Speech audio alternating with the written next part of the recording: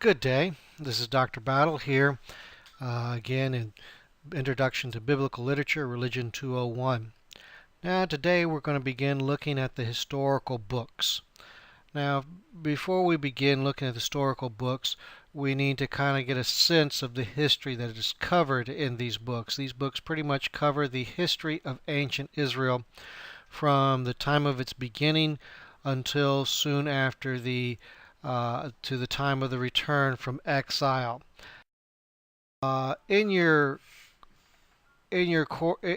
uh, uh, blackboard, there are two handouts. One is the chronology of Israelite origins, and the other is the timeline of ancient Israel.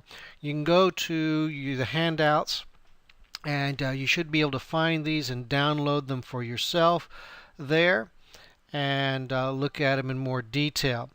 Well, let's first look at the chronology of the Israelite religion. Excuse me, I'm getting another course in my mind, but the chronology of the Israelite origins.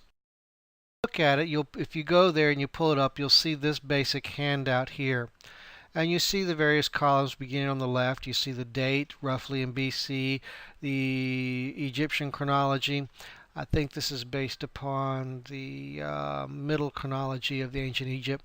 Then the various archaeological periods. Then you have the Orthodox biblical chronology. That basically means if you follow what the text says and accept the dates that are given in the text, this is the chronology you come up with.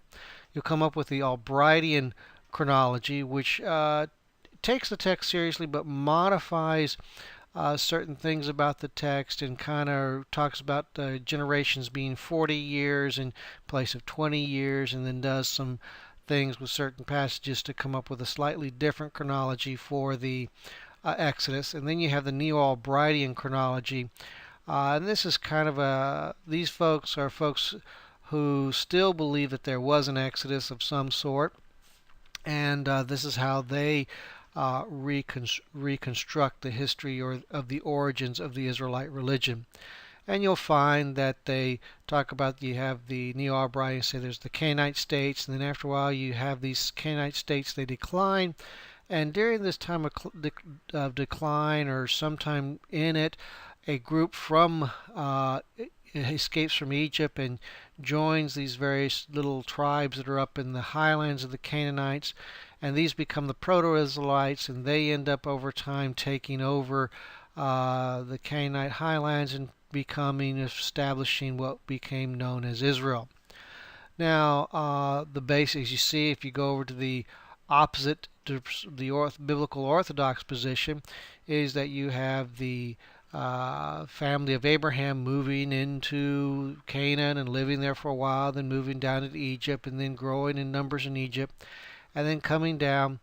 And you have Moses leads the Israelites out of Egypt around 1450 BC and goes and brings them in to land, and then they have the judges, and then after the judges you have Saul establishing the United Kingdom, and Solomon and Rehoboam. If you'll notice that the Orthodox and the Albrightian chronology do hold to a historical David. The Neo-Albrightian, well, they may or may not. They may not view David as actual king, but maybe as a chief of a tribal confederation or something along that line. But these are the variations. Most of the time in movies and that sort of thing, people go with the Albrightian chronology.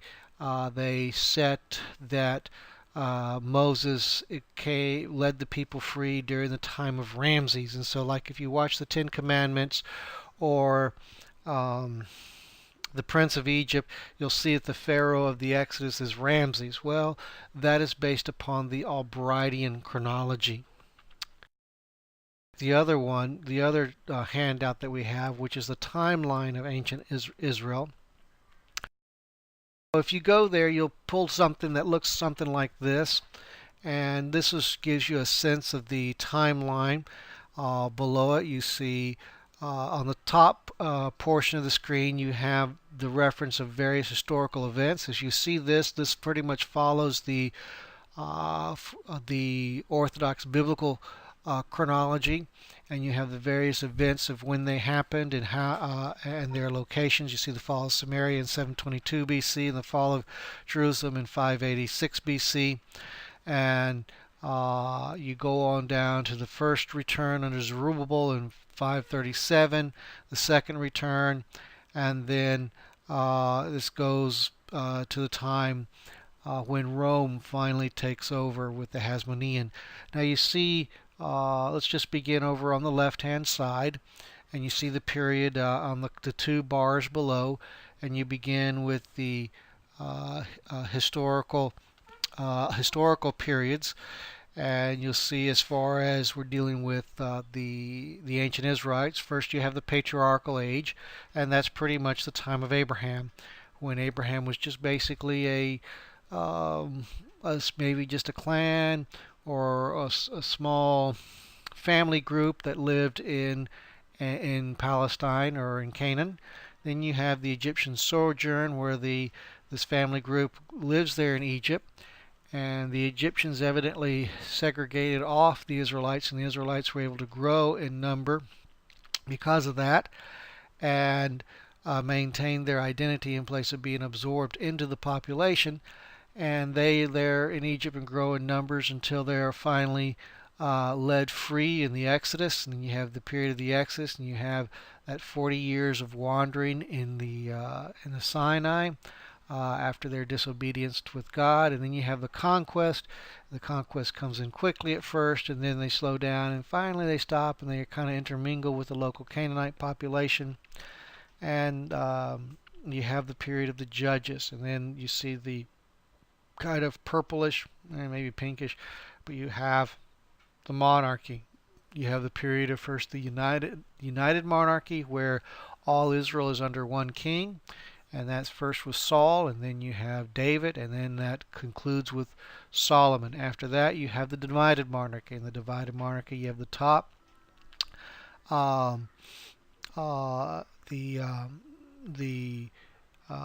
northern Israel is ruled by one king, and southern Israel remains loyal to the Davidic line.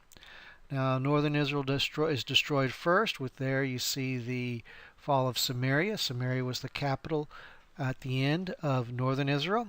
Jerusalem was the capital of southern Israel, or Judah, and it continues on for about 200 years. And then you have that gray in there, the period of exile. You see that it's longer for the northern tribes than for the southern.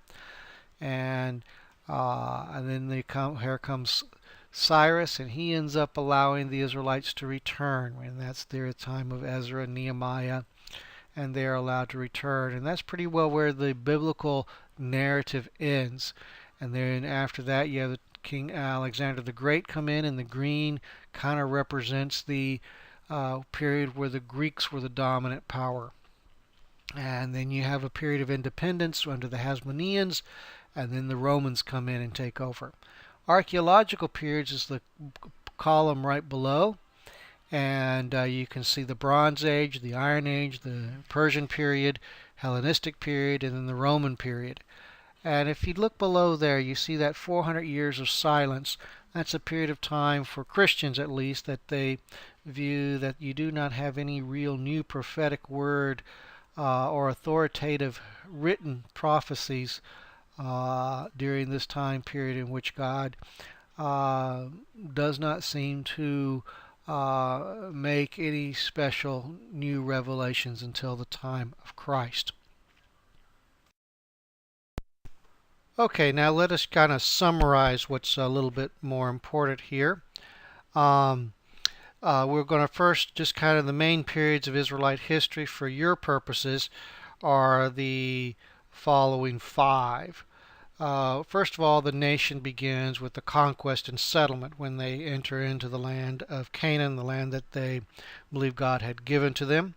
Now, during this time period, you have the books of Joshua, Judges, and Ruth. And so this is a time period when you have to understand the culture of Israel was a tribal culture, and you had multiple tribes.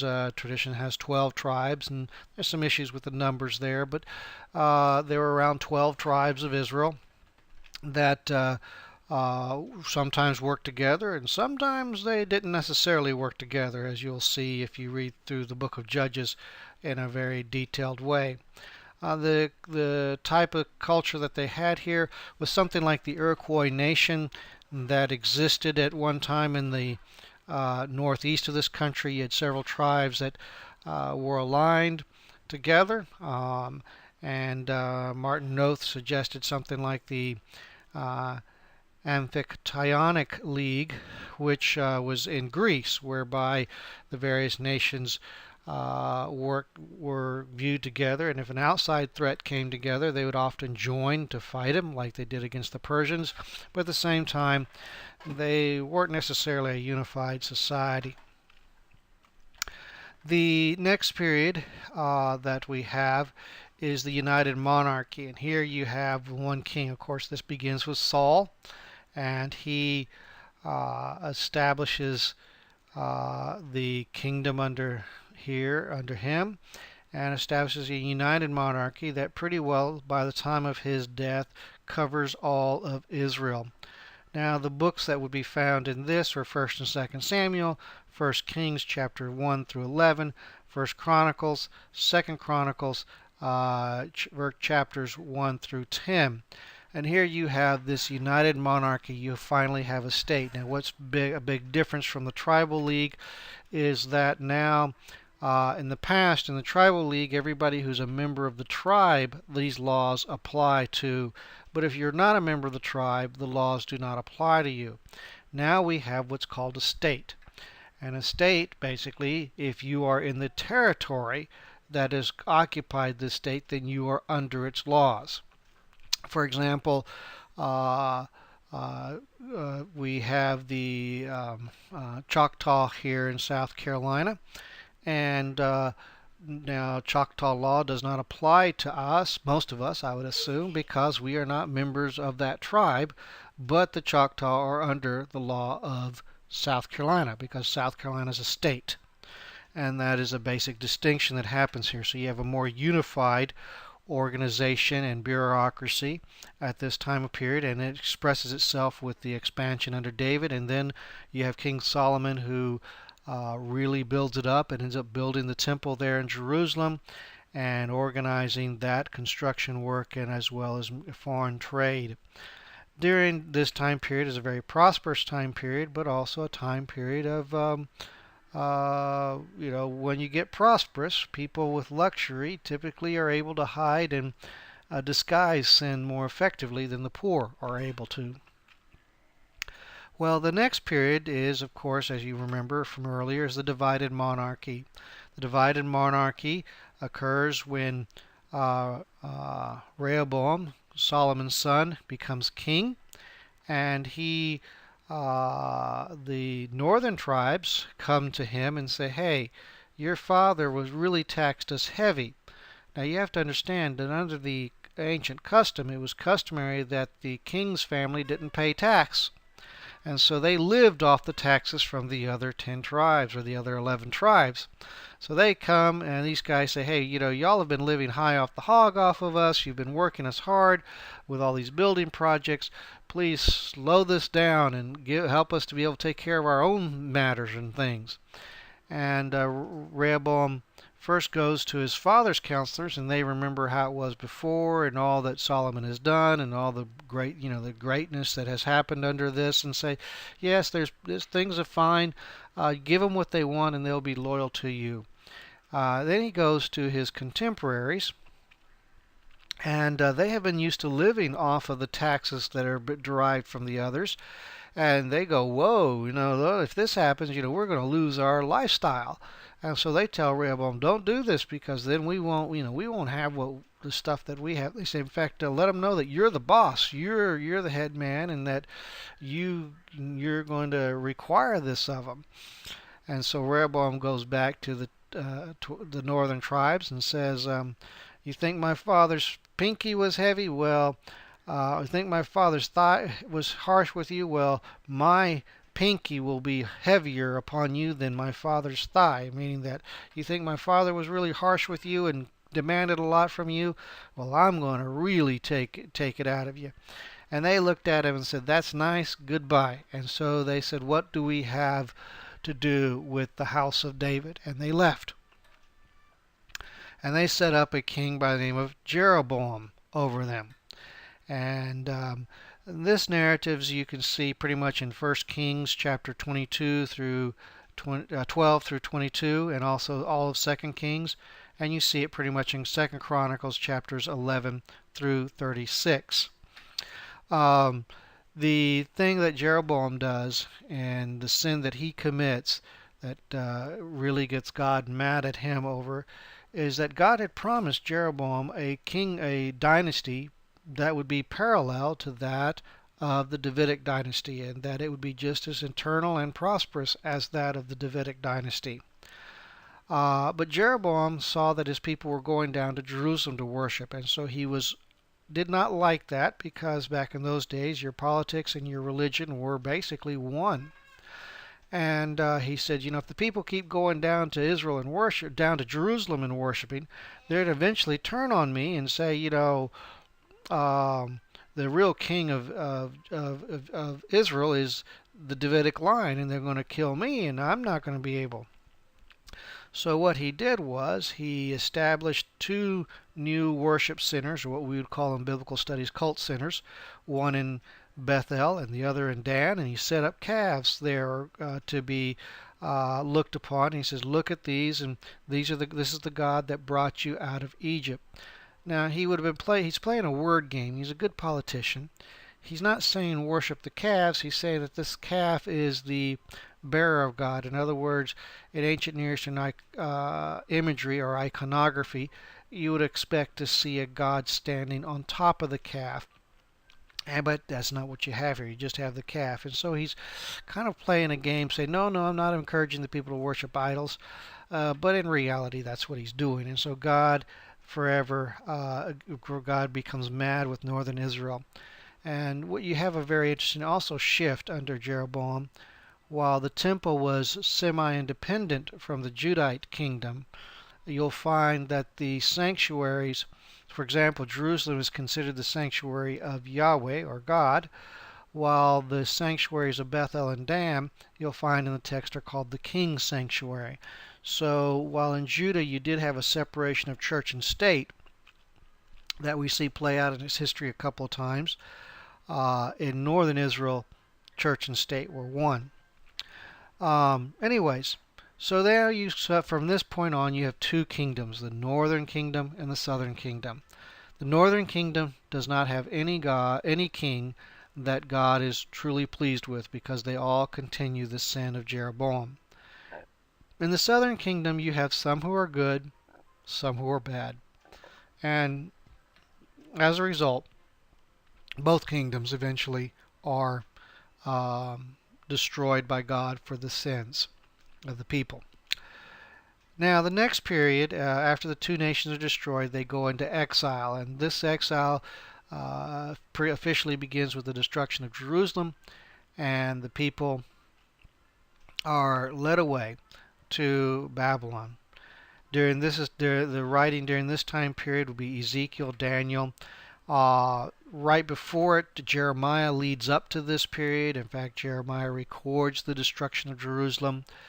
And this is a time period where Israel no longer, or Judah, neither is a nation. There is no longer a nation for the Israelite people. And so they pretty much cease to exist. Now, the thing that's interesting about Israel is that it's a unique nation. It's in the history of mankind, in that it has literally been destroyed, obliterated, wiped off the map of the earth twice, and has come back into existence. And this is the first restoration here that you have that happens under Cyrus. And he sends the people back, and they are allowed to rebuild the temple and eventually rebuild and solidify Jerusalem. The books here in this time period are Ezra, Nehemiah, and Esther. The second time period, if you're curious, is 19. They were destroyed completely by the Romans in 70 A.D. Israel as a nation was wiped off the face of the earth, and then in 1946 was restored as a nation. Israel is the only nation in the world that has literally been wiped off the map of the earth completely, and to have been restored twice.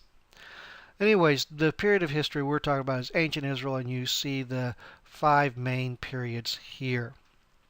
So let us stop and take a pause before our next section.